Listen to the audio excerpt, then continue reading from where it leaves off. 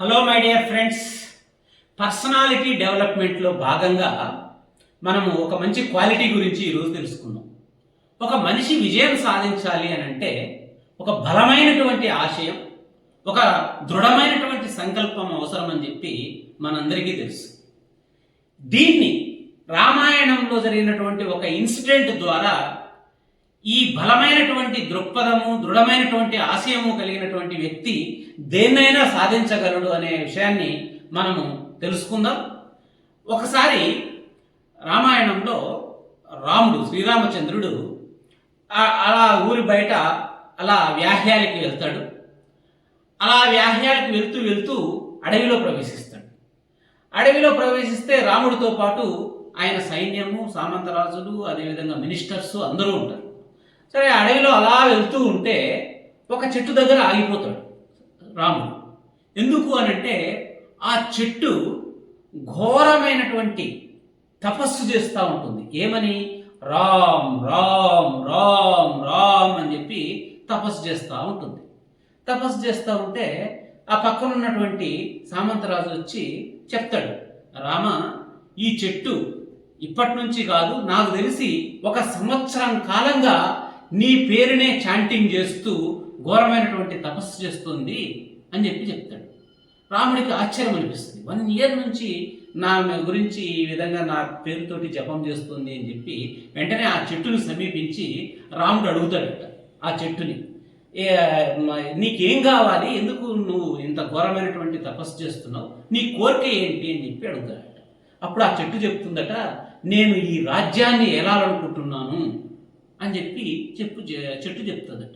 ఏకఛత్రాధిపత్యంగా ఈ రాజ్యాన్ని మగుటం లేని మహారాజులాగా నేను ఏలాలనుకుంటున్నాను అని చెప్పి ఆ చెట్టు చెప్తాను. అప్పుడు రాముడు, తదాస్తు, నీ కోరిక నెరవేరుతుంది అని చెప్పి వెళ్ళిపోతాడు అనమాట. సరే, అక్కడతోటి ఆ ఇన్సిడెంట్ అయిపోతుంది. కట్ చేస్తే రాముడు ఈ కైకేయి ఎవరైతే ఉంటారో, రాముడి పినతల్లి పెద్దమ్మ, ఆ కైకేయి భరతుణ్ణి, ఆమె కొడుకుని రాజుగా చేయడం కోసం ఈ రాముణ్ణి వాళ్ళ నాన్నకు చెప్పి, దశరథుడికి చెప్పి రాముణ్ణి వాళ్ళ నాన్న కోరిక మేరకు వనవాసానికి, అంటే అరణ్యవాసానికి పంపించే ఏర్పాటు కైకేయి చేస్తుంది. అదందరికీ మనందరం విన్నాం. సో అప్పుడు రాముడు అడవులకి సీతను తీసుకొని, లక్ష్మణుని తీసుకొని వాళ్ళ నాన్నకి ఇచ్చిన మాట ప్రకారం వెళ్ళిపోతాడు అనమాట, రాజ్యాన్ని వదిలిపెట్టి. ఆ వెళ్ళిపోయి అడవిలో కొంత దూరం వెళ్ళిన తర్వాత ఈ విషయం లేటుగా భరతుడికి తెలుస్తుంది. వాళ్ళ మదర్ని బాగా తిట్టి, మా అన్నయ్యని ఈ విధంగా అడవుల పాలు చేస్తావా నువ్వు, కుట్రబన్ని రాజ్యం కోసం అని చెప్పి అడవికి వెళ్ళి రాముణ్ణి బ్రతిమాలుకుంటాడు. ఆయన కాళ్ళ మీద పడి, భరతుడు, అన్నయ్య తప్పు అయిపోయింది, మా అమ్మ తప్పు చేసింది, నువ్వు దయచేసి మళ్ళీ వెనక్కిరా రాజ్యానికి, నువ్వే ఆ రాజ్యానికి రాజువి, చక్రవర్తివి, నువ్వు లేకుండా ఆ రాజ్యానికి రాజుగా నేను ఉండలేను అని చెప్పి ఏడుస్తాడు.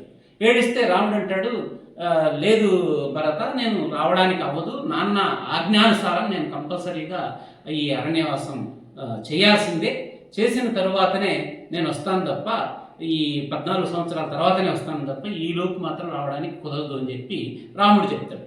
అప్పుడు భరతుడు ఏమంటాడు అని అంటే, అన్నయ్య, నువ్వు లేకుండా ఆ సింహాసనం మీద ఇంకొకరు నేను కూర్చొని పరిపాలించేటువంటి ఇది ఎప్పటికీ జరగదు, నాకు అది ఇష్టం లేదు, కాబట్టి నేను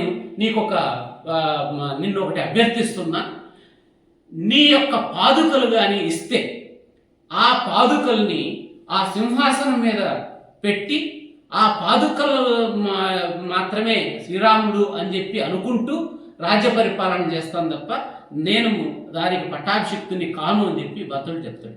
అప్పుడు రాముడు ఏం చేస్తాడు అని అంటే, గతంలో ఏదైతే చెట్టుకి వాగ్దానం చేసింటాడో రాజ్యాన్ని ఏలేటువంటి అవకాశం నీకు ఇస్తాను అని చెప్పి ఆ చెట్టు కొమ్మను నరికించి, ఆ చెట్టు కొమ్మ ద్వారా రాముడి పాదాలకు సరిపోయేటువంటి పాదుకల్ని తయారు చేసి ఆ పాదుకల్ని భరతుడికి ఇచ్చి, నువ్వు వెళ్ళి ఈ పాదుకల్ని సింహాసనం మీద పెట్టి ఈ రాజ్యాన్ని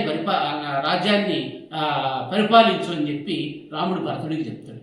అంటే ఆ చెట్టు ఏదైతే కోరుకున్నదో ఆ చెట్టు నుంచి తయారు చేసినటువంటి పాదుకలే ఆ సింహాసనం మీద ఉండి మొత్తం రాజ్యాన్ని 14 సంవత్సరాల పాటు ఏకఛత్రాధిపత్యంగా పరిపాలించేటువంటి అవకాశం ఆ చెట్టుకు కలుగుతుందన్నమాట.